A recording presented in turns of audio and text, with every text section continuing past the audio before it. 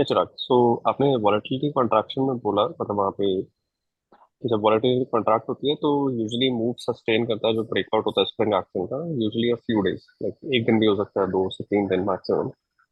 हम्म। But उससे पहले आपने प्रीफेस किया था कि ये किसी भी टाइम फ्रेम पे बन सकता है, जैसे यूजुअली लोग जो इनसाइड बार या NR7 है वो मिनट टाइम फ्रेम पे या इंट्राडे में करते हैं। तो अगर हम इंट्राडे में सेम उसको चीज, ट्रेड करते हैं। हाँ हाँ राइट, तो अगर हम सेम चीज इसको एक्सट्रापोलेट करें अपना वॉलेटिलिटी कॉन्ट्रैक्शन में, हम्म। तो सेम प्रिंसिपल अप्लाई होगा वीकली मंथली टाइम फ्रेम पे या उससे लोअर टाइम फ्रेम पे भी? देखिए, टाइम फ्रेम का क्वेश्चन जो है आपका, ये आप टिक टिक डेटा के पर्सपेक्टिव में सोचिए। एक वीकली इनसाइड बार जो था, जो हम लोग पहले ट्रेड किया करते थे, वीकली इनसाइड बार, 3 वीक इनसाइड बार, ये सारे जो हम लोग पहले ट्रेड किया करते थे, क्या वो वीकली के टाइटनेस थे? वो आपको वीकली पे विजिबल हो रहा है, लेकिन वो डेली में टाइटनेस था ना। इन दैट केस, यदि आप मंथली भी लेते हैं तो मंथली भी क्या होगा, डेली पे टाइट होगा तब ना वीकली में टाइट होगा, और तब ना मंथली में टाइट होगा। I getting my right point? Right है राइट, ना। तो मैं इट उसमें इज नॉट एक्सक्लूसिव ना। तो I was talking more about the reaction part of it, कि hmm. Can we expect the same reaction out of those moves as well on those time frames? Basically आप ये सोच रहे हैं कि उसमें बड़ा रिएक्शन आपको आएगा इन दैट केस, राइट? देखिए, राइट। रिएक्शन जो होता है ना, रिएक्शन एक्सपेंशन जो होता है, उसका रिएक्शन ऐसा देखिए, टाइम फ्रेम कुछ नहीं होता है। इनफैक्ट यदि आप देखिए तो प्राइस की रियलिटी में टाइम फ्रेम कुछ नहीं होता है। टाइम फ्रेम का कोई वैल्यू नहीं। आप ये कह सकते हैं कि हाँ, वो टाइट आपको लग रहा है वीकली में या इसमें देखने में, लेकिन एग्जैक्टली वीकली मंथली तो हम लोगों ने बनाया ना। यू कैन से it is a longer range kind of, you can say that, right? That is a valid right. Point. लेकिन इसका मतलब ये नहीं है कि वो उतना बड़ा ट्रेंड या स्पाइक क्रिएट कर सकता है, क्योंकि उसके पीछे एक कारण है। प्राइस में बड़ा स्पाइक या बड़ा ट्रेंड जो है वो वैल्यू की वजह से क्रिएट होता है, वो सिर्फ स्पाइक या वोलेटली कंट्रैक्ट हो गई चार्ट पे से नहीं होता है। यदि आप वोलेटली कंट्रैक्शन को फर्स्ट प्रिंसिपल पे सोचिए, तो वोलेटली कंट्रैक्शन बेसिकली क्या है? मैंने आपको अभी एक सिंपल इस पूरे सेशन में एक पॉइंट बताया वोलेटली कंट्रैक्शन के बारे में, कि कंट्रैक्शन के बाद एक्सपेंशन होता है, राइट? लेकिन यहाँ पे हम लोग एंड नहीं करते। ये सोचिए कि पॉइंट जो मैंने आपको बोला, ये पॉइंट क्यों बोला एग्जैक्टली, वोलेटली कंट्रैक्शन के बाद एक्सपेंशन क्यों होता है, राइट? लॉजिक के पर्सपेक्टिव से खुद से क्वेश्चन पूछिए, या मुझे से ये क्वेश्चन पूछिए आप, कि आप ऐसा क्यों कहते हैं कि वोलेटली कंट्रैक्शन के बाद एक्सपेंशन होता है? एक्चुअली वोलेटली कंट्रैक्शन में क्या होता है जिससे एक्सपेंशन होता है? उसका आंसर है पार्टिसिपेशन डिस्काउंट होता है लोगों का, और सेलर नहीं होते हैं, और जरा सा भी बाइंग जो है वो प्राइस को ऊपर कर देती है, जो बीसीपी का बुनियादी कंसेप्ट है एज अ कैरेक्टरिस्टिक, राइट? तो राइट। इसमें पॉइंट क्या होता है ना, कि आपका जो सेलर है, यदि आप वीकली या मंथली पे सेलर एग्जॉशन देख रहे हैं, लेकिन फिर भी आपका जो सेलर है वो तो आ सकता है ना उसमें। एक्सपेंशन के बाद एक बार जब एक्सपैंड हो गया प्राइस, राइट, मान लीजिए कि वो 10%, 15%, 20% आ गया, ऊपर चला गया, यदि आपका मंथली पे भी कंट्रैक्शन, तो क्या आपको लगता है कि फ्रेश सेलर नहीं आएंगे स्टॉक में? पॉसिबल है। पॉसिबल है, राइट? इसलिए क्या राइट। होता है ना, मैं ये वीकली मंथली ये सब कंट्रैक्शन में मानता ही नहीं बेसिकली। मैं राइट। कंट्रैक्शन को फ्रॉम द पर्सपेक्टिव ऑफ एक सेलर एग्जॉशन देखता हूँ। जिस चीज को लोग हैंडल के तौर पे देखते हैं, जिसको वो वीकली चार्ट पे डिफाइन करने की कोशिश कर रहे हैं, जिस चीज को वो डिफाइन करने की कोशिश कर रहे हैं on the basis of, you can से, इन टर्म्स ऑफ 3 WTC, जिस चीज को डिफाइन करने की कोशिश कर रहे हैं, जिस चीज को वो डिफाइन करने की कोशिश कर रहे हैं, like a volatility contraction pattern, right? VCP का वो पूरा 3 सेमी सर्कल वाला वैसे बना के करने की कोशिश कर रहे हैं। इन सब का बेसिक प्रिंसिपल क्या है, अंडरलाइंग प्रिंसिपल क्या है? वोलेटली कंट्रैक्शन का बेसिक प्रिंसिपल सिर्फ एक है, और वो बेसिक प्रिंसिपल ये है कि आपका पार्टिसिपेशन इतना डिस्काउंट हो चुका है, आपके सेलर इस लेवल तक डिस्काउंट हो चुके हैं कि एक एक्सपेंशन वहां पे ड्यू है, राइट? लेकिन वो एक्सपेंशन, चूंकि वो मंथली पे हो रहा है, तो बहुत बड़ा एक्सपेंशन देगा ऐसा नहीं है। मैं आपको एक चार्ट दिखाता हूँ, राइट? और ये एक इंटरेस्टिंग चार्ट है, ठीक है?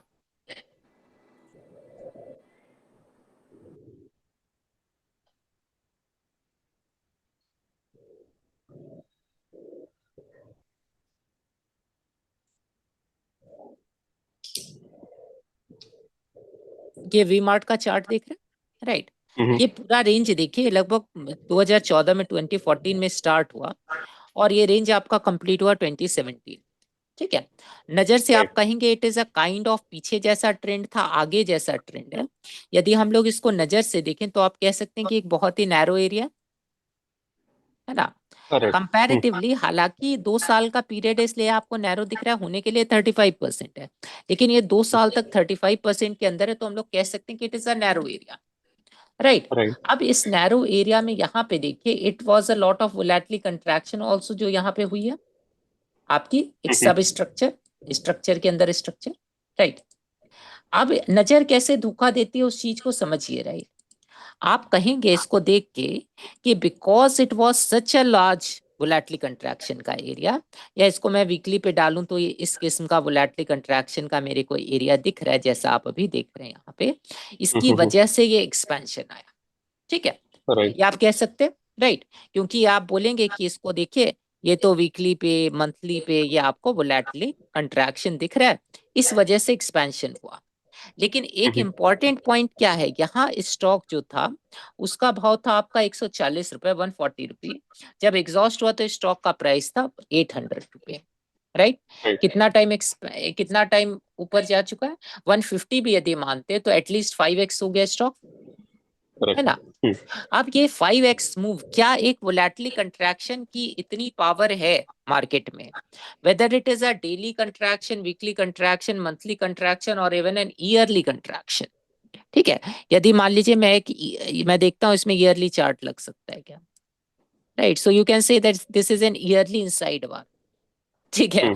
आप मुझे ये राइट। बताइए कि क्या वो ईयरली इनसाइड बार जो है मंथली तक ही क्यों रुके, ईयरली 5 ईयरली भी देखते हैं, तो क्या ये ईयरली इनसाइड बार की इतनी पावर है कि इस स्टॉक में इतना बड़ा एक्सपेंशन डाल दे जो उस स्टॉक को 5x करवा सके। एक प्रैक्टिकल फंड मैनेजर के पर्सपेक्टिव से सोचिए, यदि आप एक फंड मैनेजर होते इस स्टॉक में, समझिए इस स्टॉक का कोई मार्केट कैप नहीं है, 1000 ही करोड़ रुपए इसका मार्केट कैप है जब इसका एक्सपेंशन होना शुरू हुआ तो, राइट, ठीक है। क्या आप इस स्टॉक का प्राइस सिर्फ इसलिए ऊपर करेंगे क्योंकि इसमें एक मल्टी मंथ वोलेटली कंट्रैक्शन है? क्या आप इस स्टॉक राइट। को सिर्फ 5,000 उसमें 4,000 करोड़ का वैल्यूएशन ऐड करेंगे सिर्फ इस वजह से क्योंकि इसके अंदर एक टाइट एरिया था? क्या ये आपके बाय या सेल करने का कॉज कभी भी हो सकता है, पॉसिबल है? नहीं, फ्रॉम इंस्टीट्यूशन परस्पेक्टिव वो वैल्यू होगा। इंस्टीट्यूशनल पर्सपेक्टिव से वैल्यू होगा, राइट।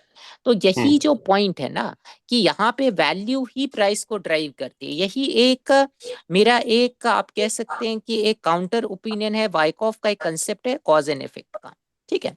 राइट। वाइकॉफ के कॉज एंड इफेक्ट का कंसेप्ट ये है कि जितना बड़ा आपका कंसोलिडेशन है उतना बड़ा एक्सपेंशन होगा, ठीक है। मेरा मानना है कि उन्होंने कॉज जो पकड़ा है वो प्राइस स्ट्रक्चर के टर्म्स में पकड़ा है, और रफली ये एस्टिमेट करें कि प्राइस उसके प्रपोर्शन में ऊपर जाएगा, या जितने भी कंसेप्ट आप पढ़ते हैं पैटर्न्स में पढ़ते हैं, पैटर्न आप पढ़ेंगे तो क्या बोलेगा, बोलेंगे कि जो आपका निकलाइन है वहां से लेकर के आपके हेड के हाई तक जितना आपका मूव रहा, राइट, उतना आपका ऊपर की तरफ डिस्टेंस गेन करेगा, नीचे की तरफ डिस्टेंस गेन करेगा, राइट, यानी उतना नीचे जाएगा। या कप एंड हैंडल में क्या बोलेंगे, कप के टॉप से लेके कप के बॉटम तक का मेजर कर लीजिए परसेंटेज टर्म्स में, और उतना कप के ऊपर ऐड कर दीजिए, ये आपका टारगेट है। बेसिकली कॉज एंड इफेक्ट का है कि जहां वो ये कह रहे हैं कि the cup formation is the cause, but when you see it from the perspective of reality, the reality is कि कोई आदमी उसको कप की वजह से ले ही नहीं रहा है ना।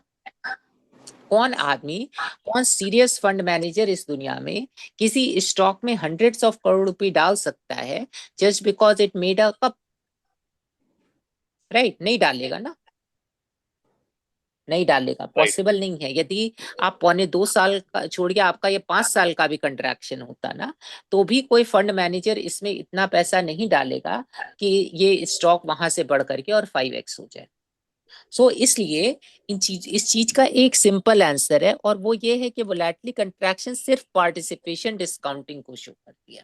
वहां से वो एक स्पाइक, एक ट्रिगर क्रिएट कर सकती है, थोड़ा बड़ा थोड़ा छोटा, लेकिन जो ट्रेंड आपका पूरा चलता है ना, या ट्रेंड का जहां भी सीरियस मनी का मैटर आता है, वहां आपका वोलेटली एक्सपेंशन कंट्रैक्शन ये सब चीजें कुछ काम नहीं करती है।